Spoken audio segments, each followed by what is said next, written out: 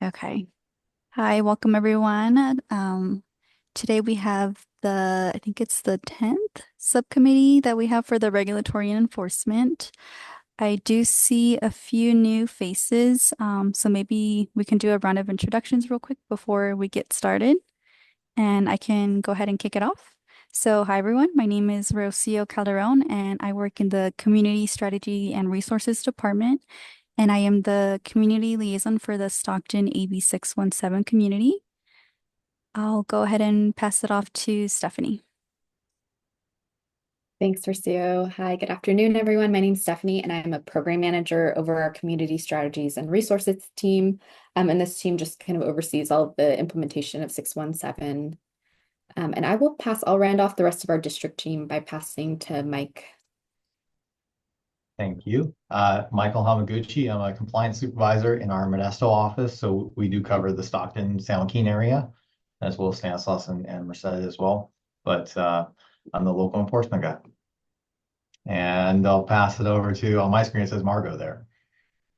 Hi, I'm Mario Prouse. I'm a resident in the AB 617 area of Stockton and sit on the CSC, and I'm the chair of our local Sierra Club. And I will pass it to Kyle. All right, thanks, Margo. Hey, everybody, I'm Kyle Goff. I'm with the California Air Resources Board, and I'm the CARB liaison for the Stockton CSC. And I'll pass it around. I suppose I'll start passing around to the rest of my CARB colleagues. I'll pass it over to Eric. Hi, everybody. I'm Eric Kissinger. I'm in the community outreach section at in enforcement at CARB. Nice to see everybody. And I'll send it over to May. Hi, everyone. I'm May Coolcord. I'm a manager in enforcement, primarily over marine regulations. And so that's why we're here today to talk about that. And I'll pass it over to my staff, Bree. Hi, I'm Bree Logan. I work under May in the Ports and Rails section at CARB. So I'll pass it off to Jeff. Hi, everybody. Jeff Wingfield at the Port of Stockton. I oversee regulatory and public affairs and work with a lot of folks. And I don't typically join this one, but because it was focused on marine and outburst stuff, I just thought I would. So I'll pass it to Gloria. Hi everyone. My name is, I actually know most of the new participants, so good to see you all joining the enforcement subcommittee for the first time. My name is Gloria Alonso Cruz, and I am representing the Manila Rising. My pronouns are she or hers, something I think we might have forgotten to add, but yeah, in case anybody finds them useful. And I can pass it back to you, Stephanie. And I think I'm going to pass actually to SB, right? Has SB gone? Yeah, I'm on. Hi, good afternoon. Esperanza Bielma, Environmental Justice Coalition for Water. Good afternoon. Thanks.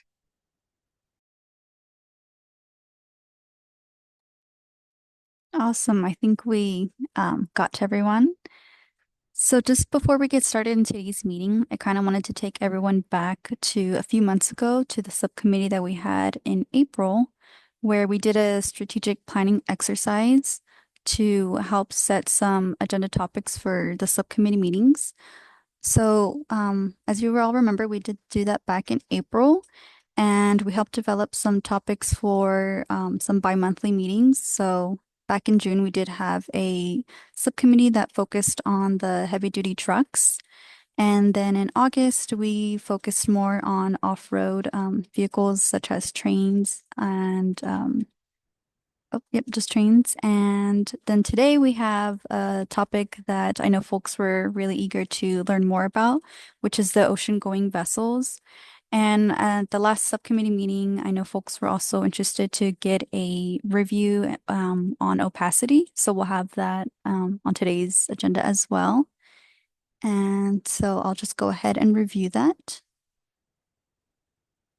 So again, just to let folks know, we're going to have CARB, or we have CARB here, and they have a presentation ready to go over the ocean-going vessels. And then we have Mike from our team at the district that will give that opacity training overview. And of course, we always set some time at the very end to discuss any next steps or any questions or comments that folks want to have. One thing I will mention is if we do have time, maybe what we can discuss is future topics. So as y'all see, we will have the agenda set up until October. So maybe we can discuss some future potential topics that folks are really eager to talk more about next year. But besides that, I think we could go ahead and kick it off and start with CARB's presentation. So I'll pass it over to, I believe it's Brianna that's going to do the presentation today. Hey, let me just share my screen really quick. Oh, I don't think I can share my screen. Go ahead and try again. I was still showing mine, so I just ended it. Oh, there we go.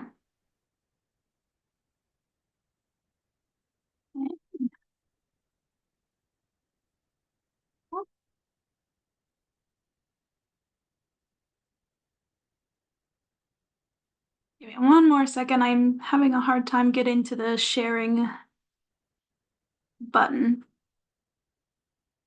because We can see your presentation. okay, Oh. that's good. I'm having a hard time getting to the present button. There we go. Okay. There you go. And everyone can see it, correct? Okay. So we already did introductions, so I just wanted to say that I'm also in the Port and Rails Enforcement Division, and as I stated previously, my manager May is here as well. She'll be here to help me answer if any questions pop up at the end of the presentation. So today I'm going to be providing an overview of CARB's enforcement of the ocean-going vessels at berth regulation and the ocean-going vessel fuel regulations with an emphasis on the Port of Stockton.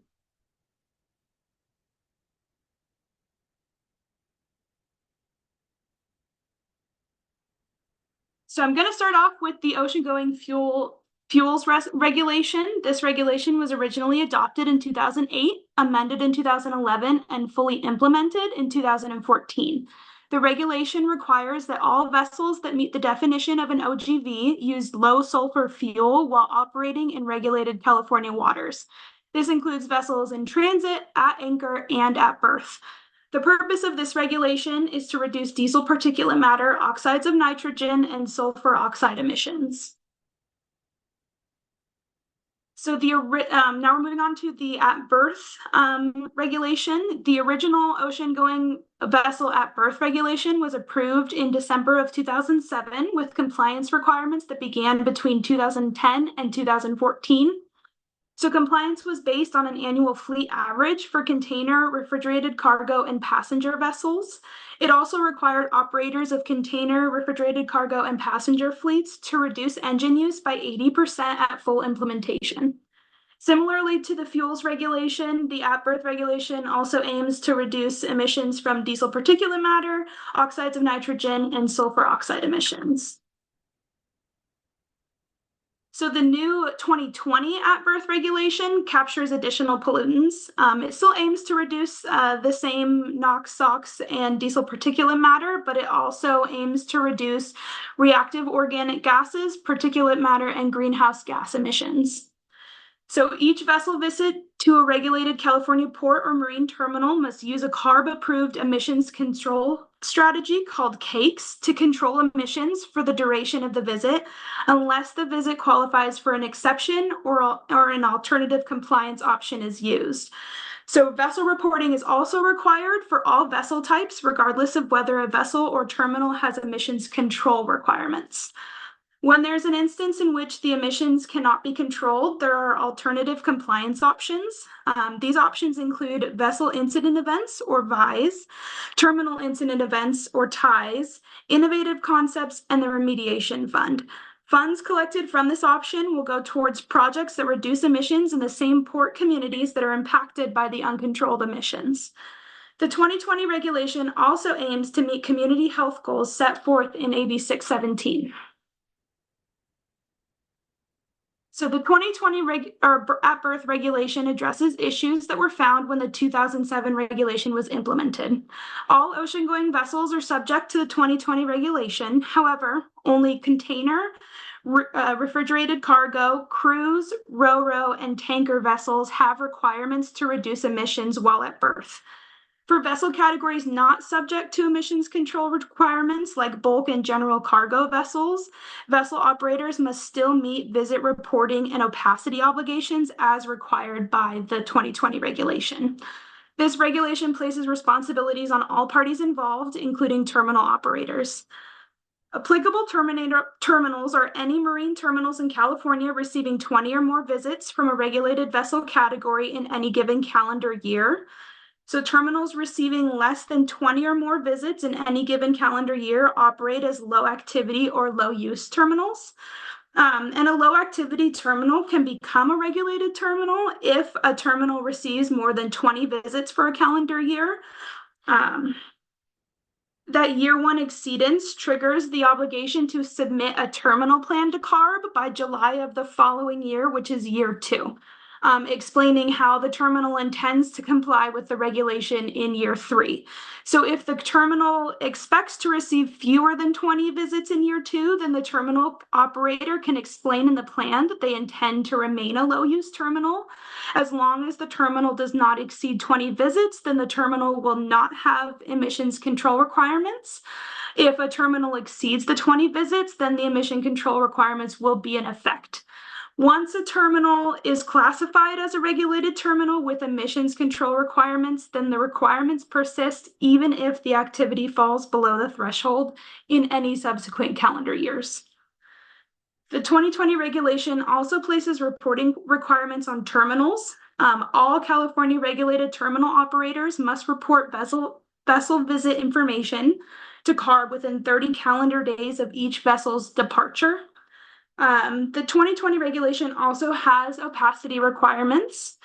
Ocean-going vessels at berth and at anchor cannot discharge into the atmosphere any visible emissions of any air pollutant for a period total of 3 minutes in any 1 hour that's as dark as the Ringelmann 2 or obscures an observer's view to a degree equal or greater to Ringelmann 2. And inspectors determine opacity using the EPA opacity test method 9. Which you'll hear about later.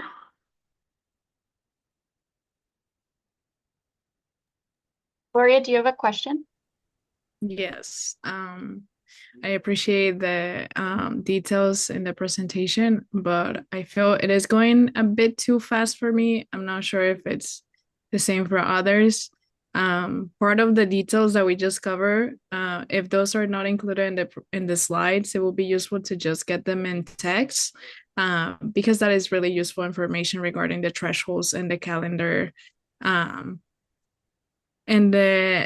calendar days, and how to proceed with the visits at the port, especially for just like public visibility and stuff like that.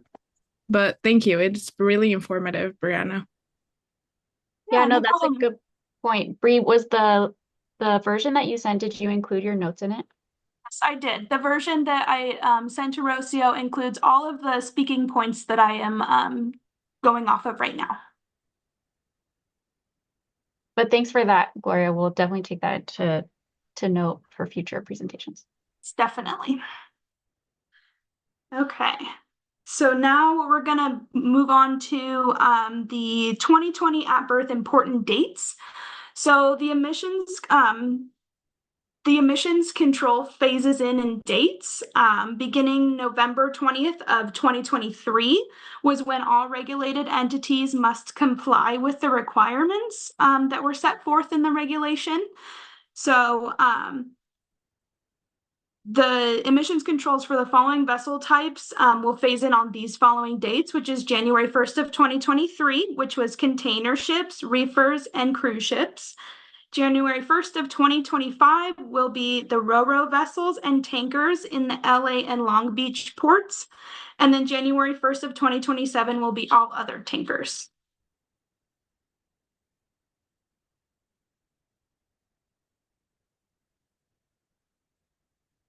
So in addition to the OGB fuels and at berth regulations, there you could see other regulations around California ports, such as commercial harbor craft, cargo handling equipment, transport refrigeration units, and heavy duty vehicle inspection and maintenance.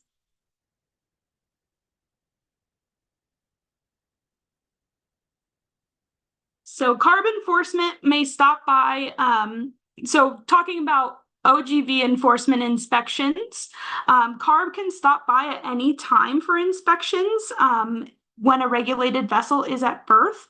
Because the compliance rate is very high with this regulation, we try to inspect vessels no more than once per year. CARB enforcement also frequently inspects vessels in the Port of Stockton. So since 2015, there have been more than 100 inspections with less than 7 violations. And just from January 1st of this year to present time here in the middle of October, there have been a total of 48 inspections at the port with only 2 resulting in a violation. For the at berth enforcement, it relies on auditing reports sent in by the terminal operator. So CARB enforcement continuously audits terminal reports. We double check that terminal reports against vessel reports and other records to determine if terminals are sending in reports for their visits. The Port of Stockton so far seems to be up to date on submitting these reports. To sum it up, currently CARB conducts fuel inspections and collects reports on ocean-going vessels at the Port of Stockton. So beginning in 2027, tanker vessels visiting the port will be required to plug into shore power or use alternative technologies to control emissions. As for the bulk and general cargo vessels that make up the majority of visiting vessels to the Port of Stockton, CARB is collecting visit data for this group to evaluate if there is a need to regulate these vessels in the future. So enforcement data can be found on CARB's Enforcement Data Visualization System, or EDVS. That's where I got this screen grab, and the link is below as well. It's an online map that shows data about inspections and violations, and anyone can use the system to check out what's going on in any specific area.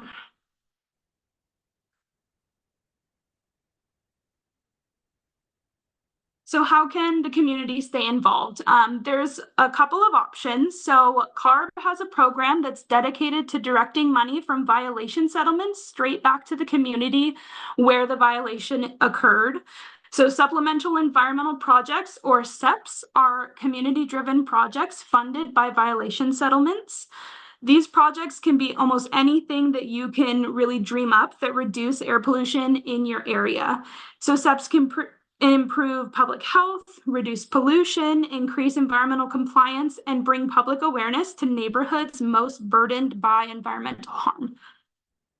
Some examples of this could be like air filtration systems for schools and residences, monitoring equipment, and even a project that replaces gas landscaping equipment with electric equipment while also educating landscape professionals about alternatives to pesticides that could harm air quality.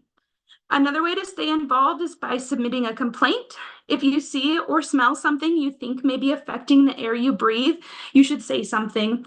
Complaints are important because they help us understand what's happening in local communities and can provide helpful information to enforcement. You can remain anonymous, or you can leave your name and contact information, whatever makes you feel the most comfortable. CARB also has a webpage dedicated to air-related complaints. These complaints are routed directly to the proper section for investigation. If you don't have access to a computer or you know someone who doesn't, you can always call CARB's hotline at 1-800-END-SMOG. Complaints can also be submitted to the Cal EPA website.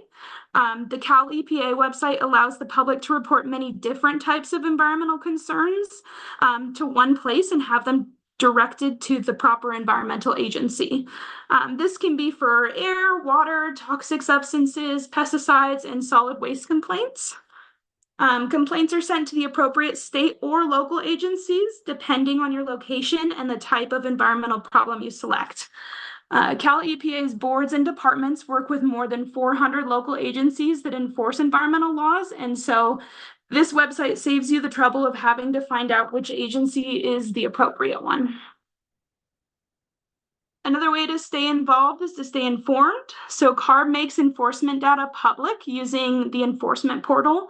This is a new format to enhance our previous format of annual enforcement reporting. So annual reports show the work CARB has done over the years. I do have a question. Go ahead, Oh, is that Jeff. me? Yeah. Oh, yeah. Just real quick, we don't always get informed of the nature of the, this is Jeff with the port, of the nature of the violation. Typically, if we do have any violations with ocean-going vessels, it's with like a visible emissions violation. Do you know the nature of the two violations that we saw this year? So those would have been for the fuels regulations. So the violation would have been Okay. with the vessel company, not with the port. Yeah.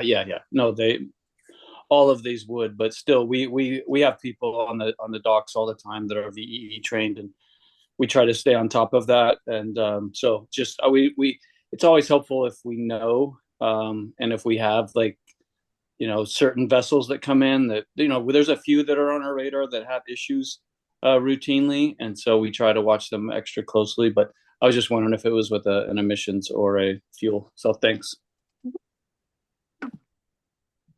Alrighty, and like I said before, this PowerPoint presentation, I forwarded it to Rocio, and she can also forward it to anybody that wants it.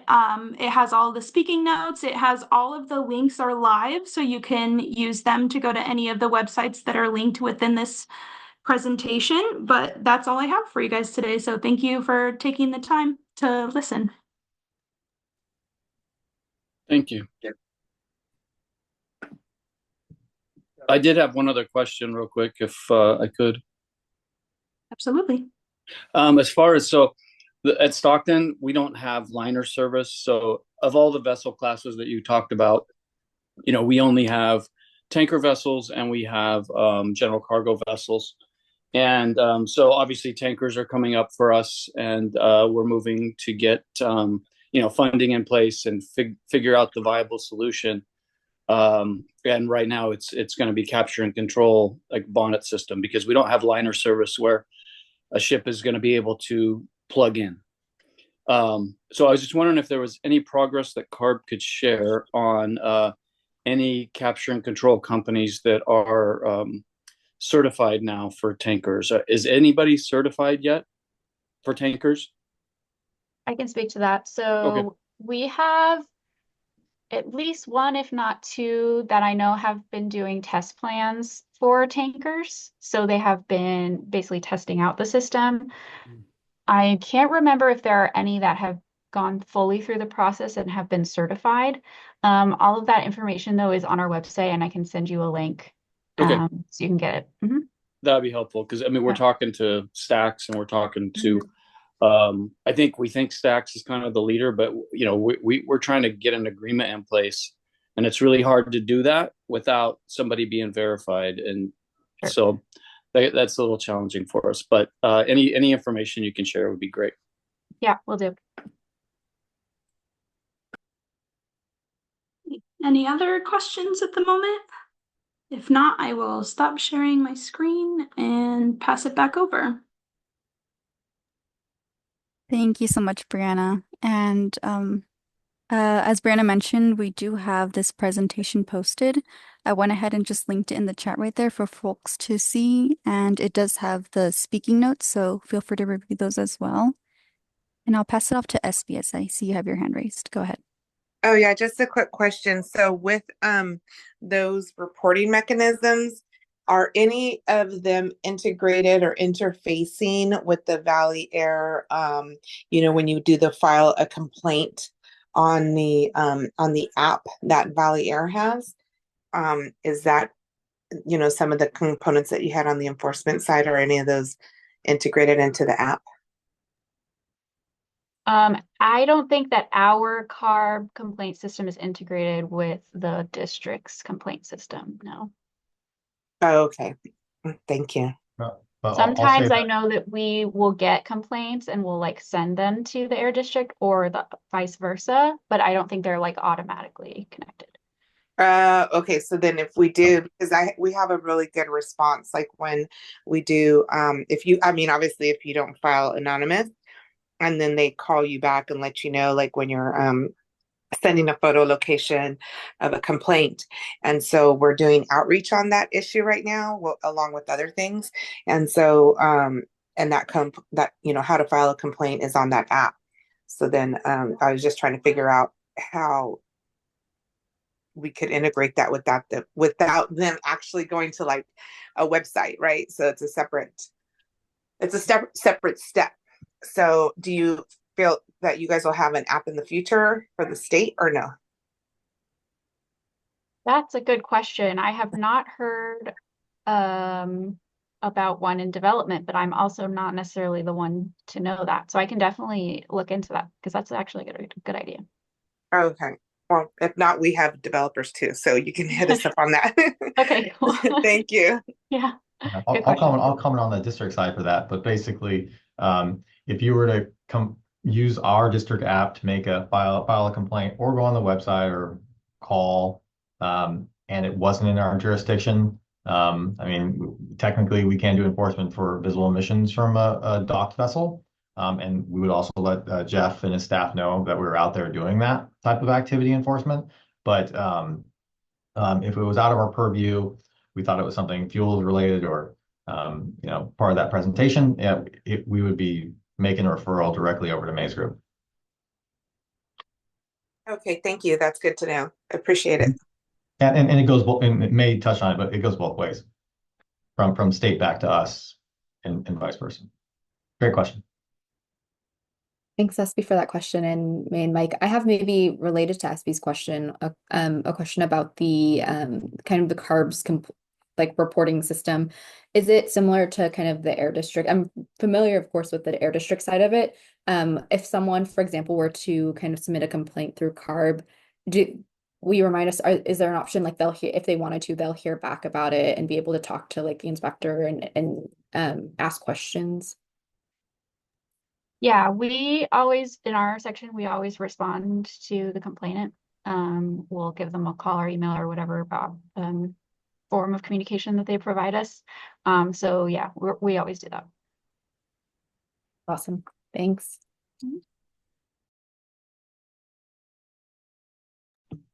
And I would just ask that if, you know, a lot of times, you know, we've got 130 tenants at the port, and a lot of times, you know, we try to be on top of all of them and we have eyes and ears on the ground at all times. But for the enforcement agencies, if there ever is an issue with the tenant, don't, you know, just take it for granted that we're going to hear about it. 9 out of 10 times we would, hopefully. But if you guys could just inform us too, because we try to be proactive and work with all the tenants and really help them be successful, sometimes painfully. But yeah, please just work with us. We've got a great staff that is really trying to push our tenants to be better every day. And if people don't get in line, we've taken action just recently too, to eliminate a couple of tenants that we don't feel are really, you know, doing what we need them to do. So I just wanted to throw that out there. Thanks, Jeff.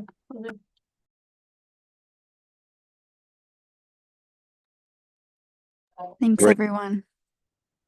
Oop. I see a Zoom user popped up.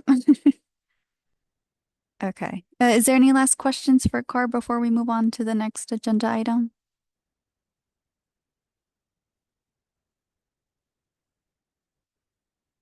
Don't see any hands raised or anything in the chat.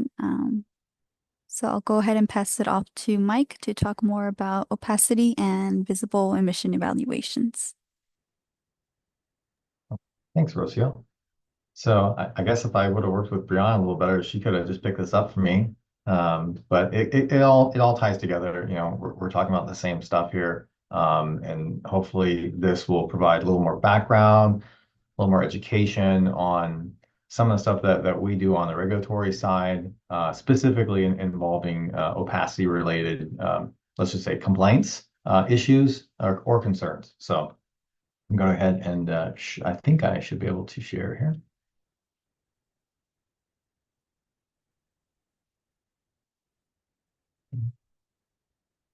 Share my screen.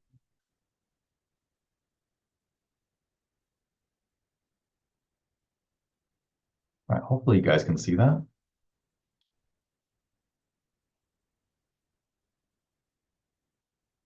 Can you see my presentation? Yeah, we can see it. All right. Okay, guys. So opacity overview, and instead of just saying opacity, I'm going to say visible emissions. That's what it is in the regulatory language. And kind of happy that you guys requested this as it's one of my specialties since I've had a lot of experience. And just to give you a little background, I did start as the Port of Stockton inspector for 5 years for my first part of my career, and I'm on year 17. So had a little bit of experience with this stuff, but I'm gonna encapsulate what is probably a 48-hour course into 7 slides here.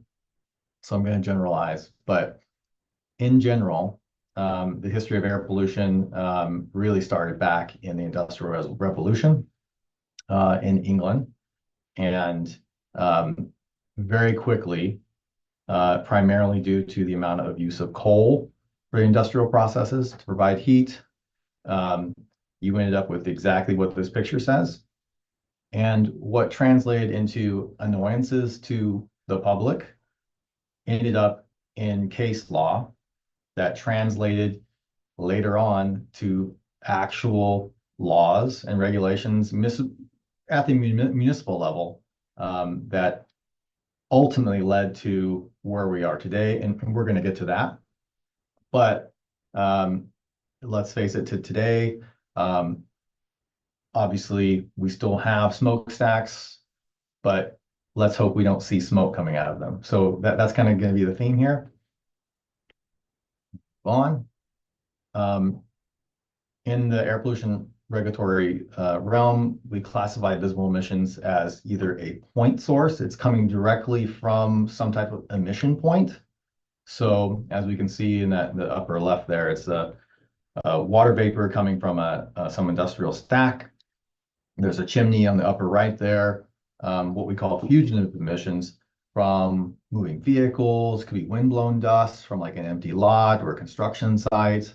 And then you got some other point sources down there in the bottom right, some industrial process. So in general, and this is a summary of what our staff will do if they actually go out and do a visual emission evaluation.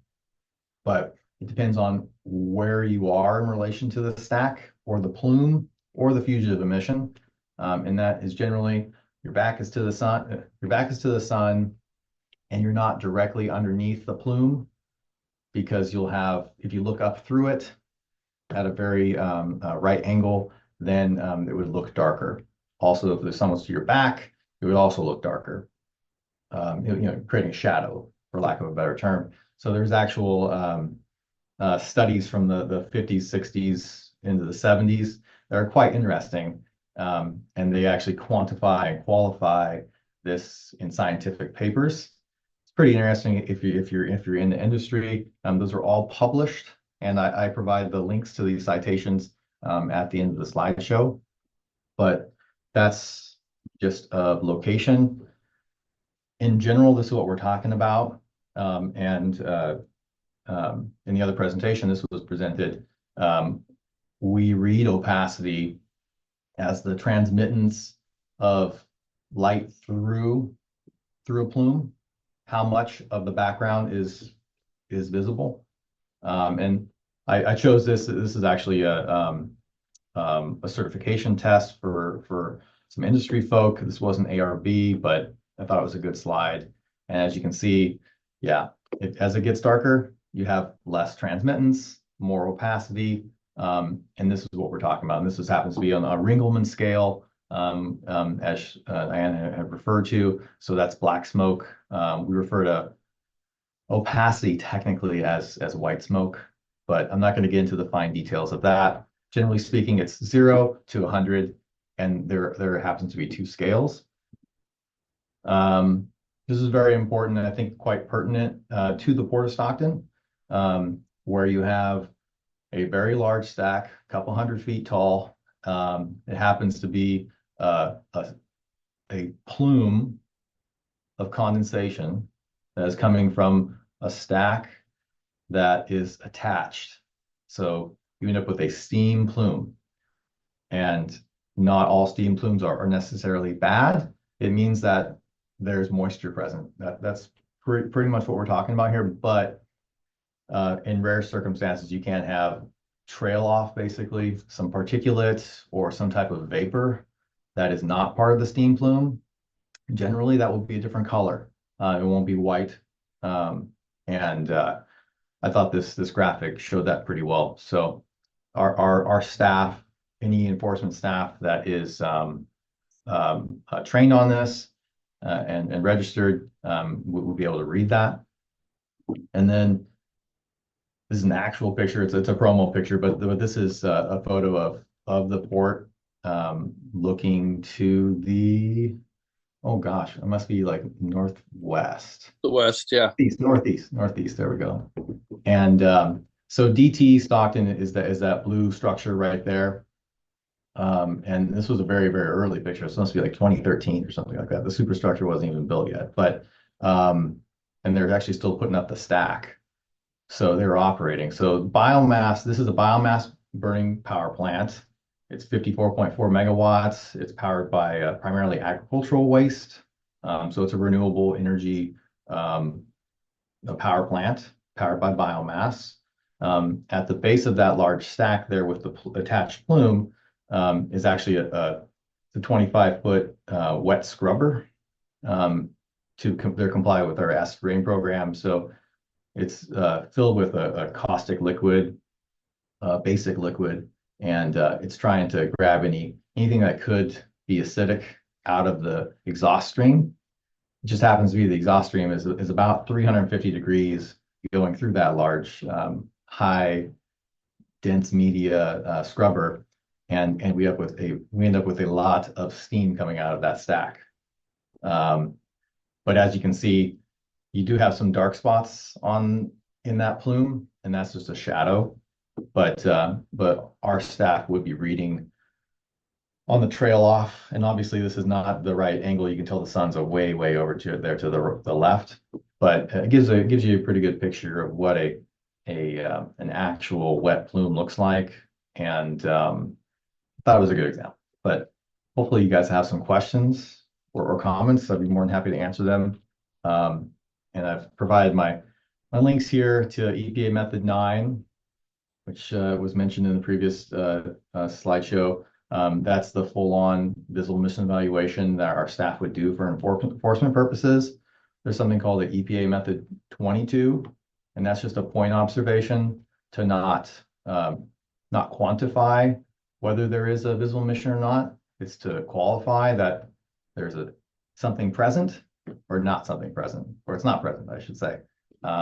So basically, whenever our staff is out, even just driving around, they're constantly doing a method 22 on everything, basically, and to see whether compliance is being achieved for the industrial processes. But there's some great links there, informational links for learning more about visual emissions and how they're conducted for enforcement purposes, and also to the ARB's training site that offers training that our own staff actually take and get certified from. And I think I just got recertified 2 weeks ago, so I'm fresh certified. I think it's my like 38th time recertifying. We do every 6 months basically. So that's my presentation.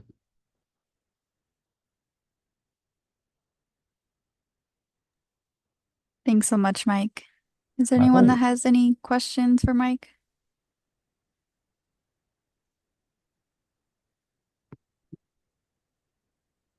I don't see anything, but if you guys think of any questions later on, I know he left some contact information, or feel free to reach out to us and we can go ahead and make that connection.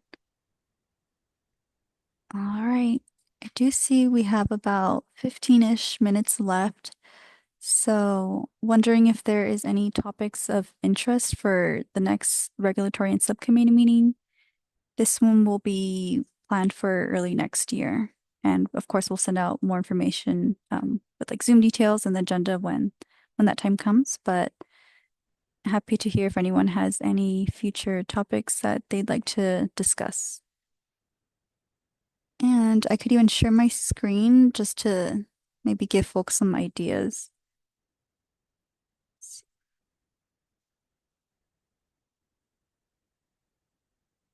So this is just the Jamboard that we used last time to give folks ideas on topics that you guys would like to prioritize. Some of these are checked off, but if you guys want to look through here on some of the top NOx emission sources or even the PM 2.5 or anything else you guys wanted to touch base on. And Christina, maybe if I could hop in here. I think as you all might remember, if you've been to some of the previous strategic planning meetings, is we've tried to really kind of the two tables that you see on the top, the green and the blue one, are some of the top emission sources for NOx and PM 2.5, like Rocio mentioned. And I think in what we've strived to do in this subcommittee is really kind of tackle some of those really top, the ones that are at the top, so we can understand a little bit better about those emission sources. At the bottom here, the ones that are in little pink sticky notes and now the yellow sticky notes at the bottom under the months are topics that we've tackled. But if there's any there that you all maybe want a refresher on, or if there's any new topics kind of from the table, we're totally happy to hear that suggestion. And maybe I'll just put out there, maybe this is something that we want to ponder a little bit. And if we want something that we have done, like you can see in that April meeting, is we have, when we've kind of exhausted the topics and gone through all the topics that you all have recommended, is we typically sometimes will have a meeting where we just kind of look through these topics again and take the meeting to kind of set the agendas for like the next like 6 months or the next like few meetings. So that's also an option we have. If no one has any immediate suggestions just right now off the top of their head, we can take that first meeting at the beginning of next year to kind of plan out what topics that we want, and you all can have a few, this time in the meantime to like think about it. Go ahead, Jeff. I was just gonna, sorry, not to, just to follow up on kind of the presentations we saw. If anybody's interested in seeing how we deal with those regulations and how we apply and how we monitor for compliance for all of those things on a daily basis, I just wanted to throw it out there that you're happy to come out and we can kind of walk you through and show you, introduce you to some folks who are out there doing that every day, and happy to do that. That's all. Sorry, not to No, get off on so upcoming topics. No, that's awesome, Jeff. You've been so welcoming of our whole committee to come to the port, and I wish we could come more often. We were there in April and loved it, so appreciate that offer, Jeff.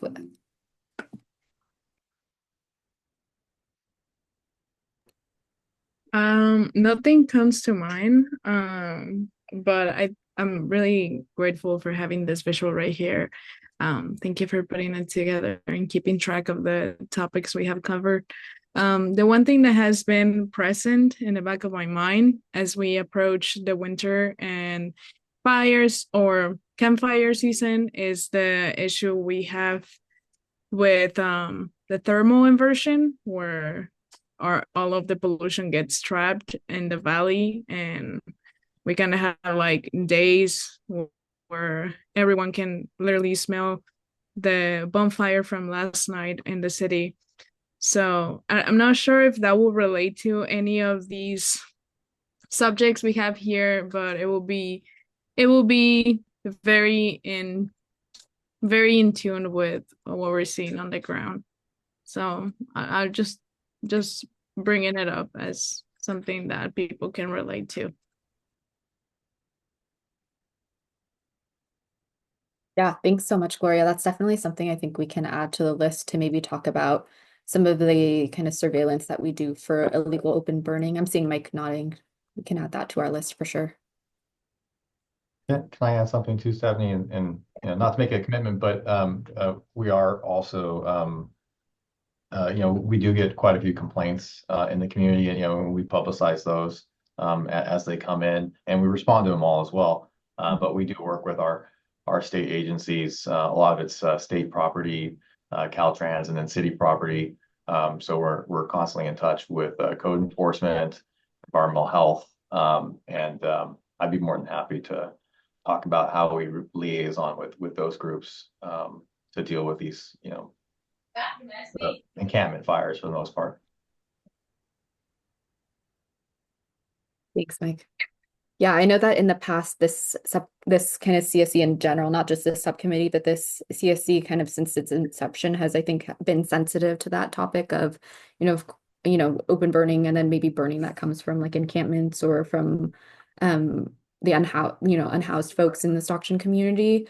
But I definitely think we can talk a little bit about, open burning. And then Mike, you can definitely, I think, a refresher on kind of the coordination and collaboration that happens around that type of enforcement would be awesome.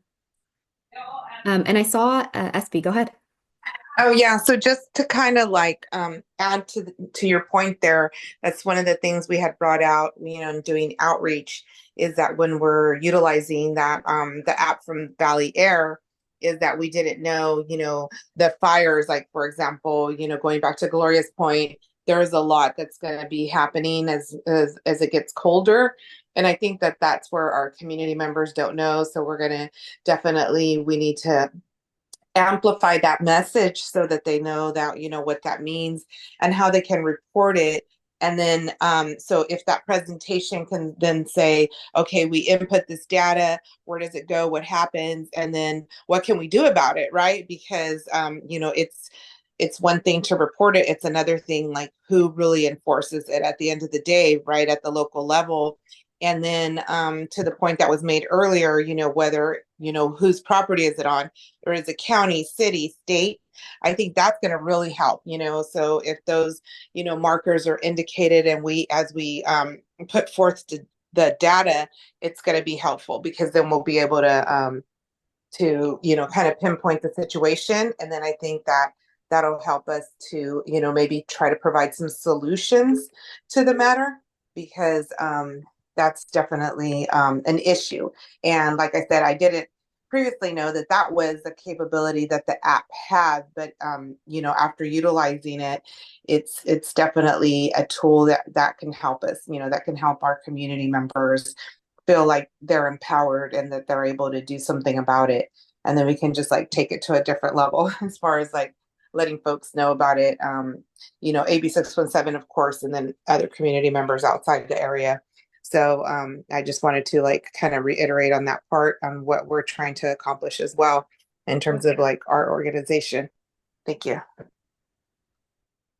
Awesome. Thanks. And I just had a comment. go ahead, Everett. Hi.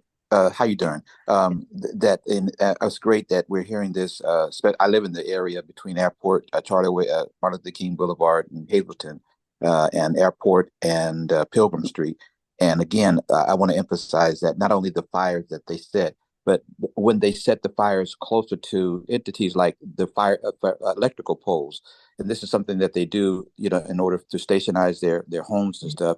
And so there's a bigger danger than just the fire. There's a danger of, putting out electrical, just a lot of fires and stuff like that. And so we get this all the time. We just lost the YMCA, next to the library, where squatters went in and just, burned it down. So we as in the community have to pay more attention and be able to help you get the information back to the fire department or whoever else is needed to get, because it's not just like to say the fires. There are other things they're said they're closer to a lot of wood products or pallets and stuff like that. Yeah, thanks so much for sharing that, Everett. I appreciate that. And then also, SB, I appreciate your, I think you definitely are a really great advocate kind of for folks to make sure to use our file a complaint kind of process. So I appreciate that. And I think even maybe in that presentation or kind of in the next meeting, we can also, I think you were even hinting at maybe we do like a case study example of like walking folks through if you submit a complaint and it's, a certain type of complaint that requires interagency coordination, like what does that look like? We can definitely walk through that as well. So I appreciate that. I do think that's definitely one topic that our team has noted. And then I do think maybe at the next meeting, as folks are maybe percolating on kind of next topics that they may be interested in, we can kind of tackle the topic that was just mentioned, and then also maybe spend some of the next meeting also to do kind of that strategic planning exercise that I mentioned. And so if you all in the next few weeks, and actually it'll probably the next meeting will be towards the beginning of next year. So take that time in between now and then to maybe think about some other topics you'd be interested in hearing about. Again, it could be maybe an old topic that we talked about, a few months back that you maybe want to talk about again, or ask a different, question, or tackle it from a different angle, or it could be a new topic that we haven't discussed before. And so we can plan to do that at the next meeting. And we're looking forward to hearing your ideas and setting a nice little agenda like we have for future months. So we can make sure that it just helps us because it ensures that we pull the right folks in. I think in the subcommittee, we've had so much great coordination, especially with CARB. We've had lots of speakers, lots of folks from CARB come in to tackle those topics. And of course, to make sure that we, can bring the right folks from our team too. Just wondering if anyone has any other last thoughts, last questions before we wrap up the meeting. This might be nothing. I might be coming totally out of left field about this, and I don't know much about this thing either, so this might be doubly unhelpful, but it might have been funded through a community air grant. I'm not sure off the top of my head, but in the Imperial Valley, one of the major community-based organizations that operate in the area, the Comité Cívico del Valle, they worked with some folks here in CARB to create like an air monitoring network throughout I think it was like parts of Coachella Valley and the Imperial Valley, and it was called the Ivan Network. Uh, and I only know about it because I for reasons that are lost to my memory, sat in on a couple of those meetings like 5 or 6 years ago. But it was basically like a space for community groups to come and like talk over like local like open burning issues and other sort of like local like point source kind of issues going on. Uh, I don't know what anybody here could do with that information, but maybe there are some efforts that could be duplicated or something like that. I don't know. Maybe Trish Johnson, whom some of you may know as the person here at CARB that kind of leads the community air grants. She was like the main coordinator for that effort. So maybe I can follow up with her, Yeah. see if digging into this maybe bears some fruit in some way. Thanks, Kyle. If you want to get together definitely some materials to share with the group, just so folks are aware. So we are involved in kind of that work, the Ivan work. So they do work in Imperial Valley. They also do work in Kern County and Fresno too. So we do have some kind of groups that we work with here in the Valley that are more based in Fresno and Kern.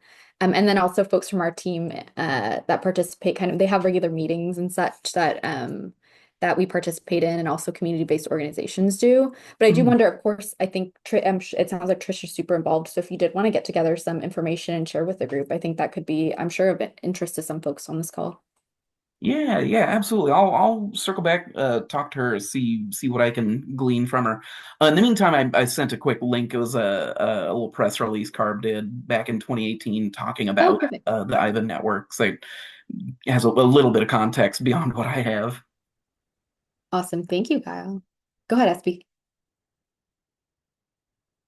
Yeah, so with the Ivan network, we do work with some of those groups as well. And then, to your point, it's in Kern County. So I know that there was kind of some duplication efforts with the now app that we have through the air district. So I think when it was formed, there wasn't as much in terms of like easy access for reporting. And then CARB participating, makes it that much better, as far as like, the whole across like agency. So maybe something along those lines. Originally, like I said, when it was formed, I know that the groups that were forming it, Comité Cívico del Valle and the other groups from the Valley, that was one of the issues. But maybe something on the higher level of that we can like, take from and do as far as like an enforcement reporting mechanism. That might be great, like basically taking this subcommittee to another level for our region. So, but yeah, I just kind of wanted to comment on that because it was formed for that reason, because there wasn't that whole reporting mechanism because we didn't have the user-friendly apps that we currently have now. Thanks, SB. That is really helpful clarification. I appreciate it.